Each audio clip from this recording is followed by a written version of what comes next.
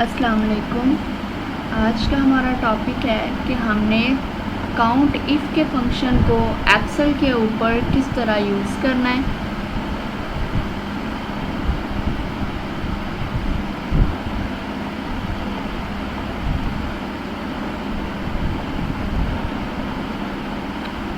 हम कोई सा भी डाटा एंटर कर लेते हैं जिसके ऊपर हमने अपना फंक्शन अप्लाई करना है।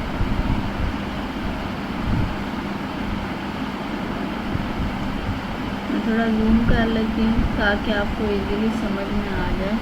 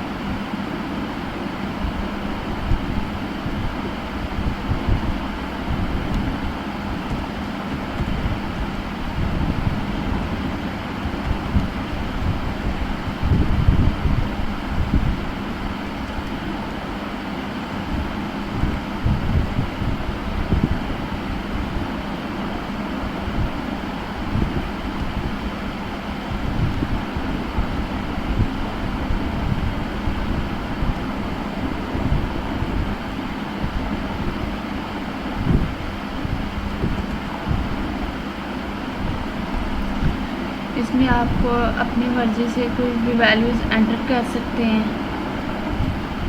मैं ले रही हूँ 30,000।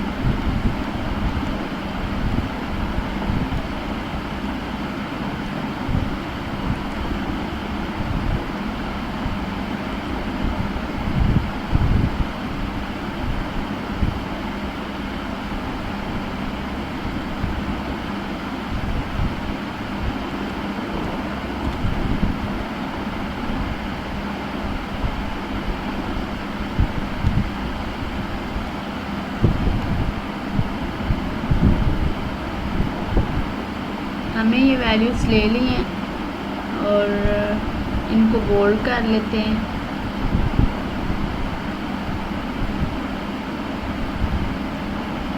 अब हमने काउंट इफ़ का फंक्शन यूज़ करना है। असल में काउंट इफ़ का है क्या चीज़?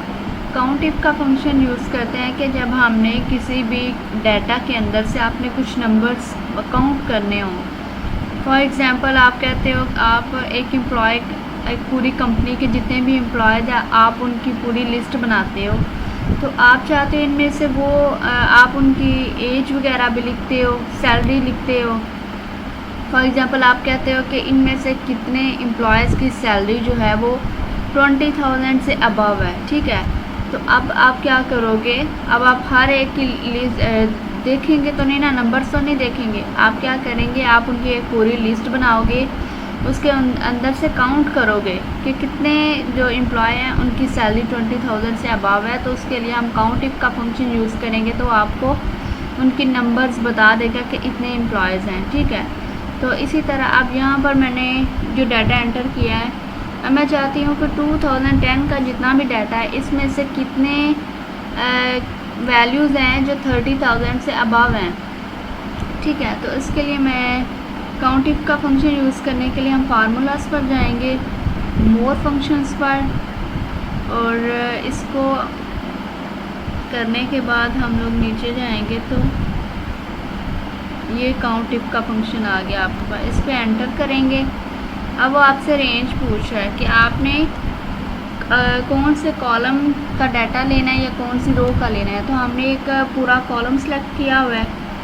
अब यहाँ से लेकर यहाँ तक मैं वैल्यूज़ को आपस में कंपैरिजन करना चाहती हूँ, यानी इनमें से काउंट करना चाहती हूँ। तो मैंने इनको सेलेक्ट कर लिया है।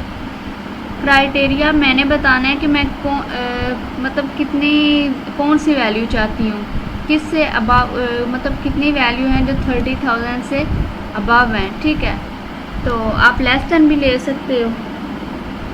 मैंने लिया है कितनी वैल्यूज़ हैं जो 30,000 से अबव हैं। अब इसकी सिर्फ एक वैल्यू है 30,000 से अबव जो कि है 34, बाकी दूसरी जो है वो 20 है जो कि 30 से बिलो है, ठीक है। तो इसका आंसर उसने हमें दे दिया है। इसी तरह 2011 के लिए करना है तो उसके लिए भी दोबारा हमें फार्मूला लगाना पड़ेगा।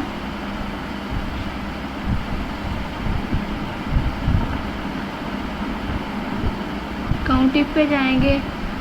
अब वो हमसे रेंज पूछ रहा है, अब हमने इस कॉलम का लेना है तो इसको ड्रैग कर लेंगे, इनकी वैल्यू सेलेक्ट करके। अब क्राइटेरिया आप अपनी मर्ज़ी से दें कौन सी वैल्यू आप चाहते हैं। अब मैं कहती हूँ कि कितनी वैल्यूज़ हैं जो 40 से अबव हैं, या चलें 52 से लेस हैं, 52,000।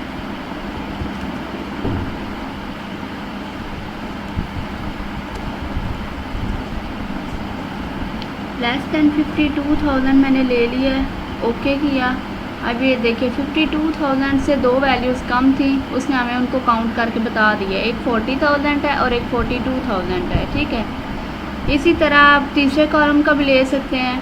अब हम एक रो का भी ले सकते हैं। अगर आप चाहते हो कि आप तीनों में से 2010, 2011 और 2012 इन तीनों में से वैल्यूज़ निकालो, तो आप उसके सामने वाला सेल जो है वो सिलेक्ट करेंगे, मोर फंक्शंस पर जाएंगे,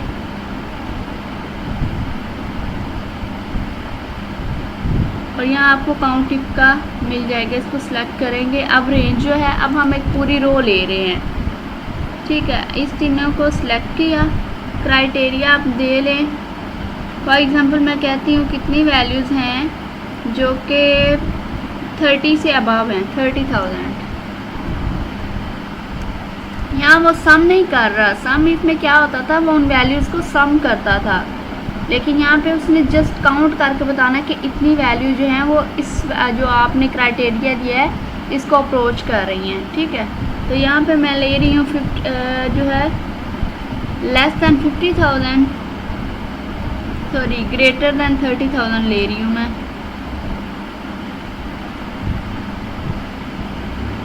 तो देखें उसने 2 किया है, मतलब हमारे पास 40,000 और 50,000 दो वैल्यूज़ थी जो हमारे पास 30,000 से अबव थी, तो उसने हमें काउंट करके दे दिया है। तो इसी तरह आप बाकी रोज़ का भी ले सकते हो। तो बस ये सिंपल सा मेथड था काउंट इफ को यूज़ करने का। वीडियो पसंद आए तो लाइक और चैनल को सब्सक्राइब ज़रूर कीजिएगा ताकि आपको इस तरह की वीडियोज़ वहाँ पर मिल सकें। थैंक यू, अल्लाह हाफिज़।